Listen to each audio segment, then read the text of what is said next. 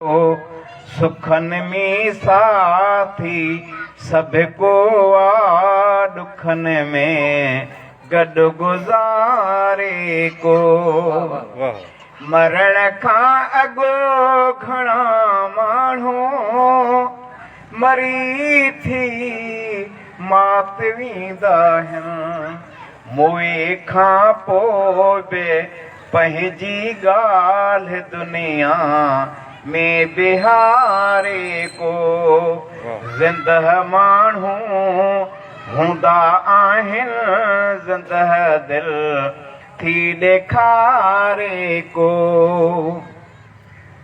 ग़रीबनि जे हक़नि जी ॻाल्हि ग़ासिबो भी कंदो आहे, उन्हनि सां सीअ सियारे ऐं उन्हारे में बेघारे को।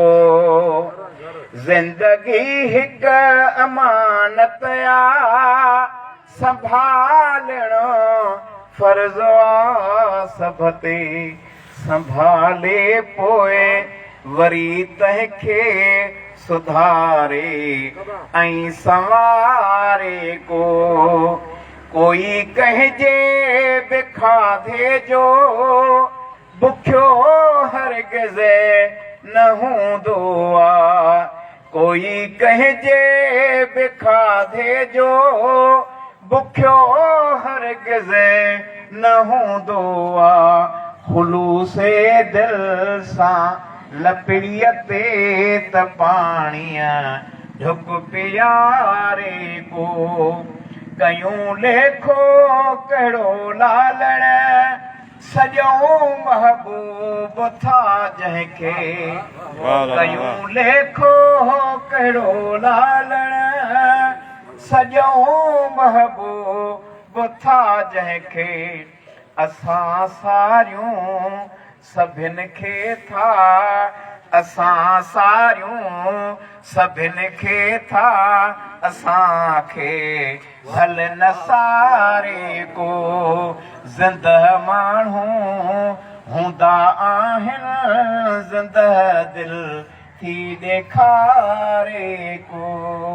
सुखन में साथी सबको आ, दुखन में गॾु गुज़ारे को। वाह लाला वाह वाह।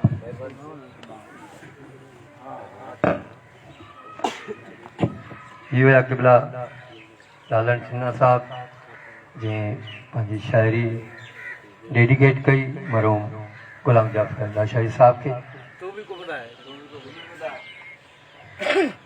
जी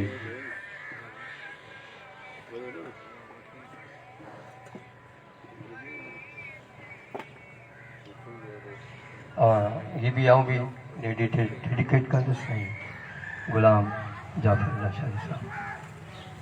जो ही गॾिजाणी रोज़ो न थींदियूं, इन के बहाने मिलण मिलाप थींदा आहिनि।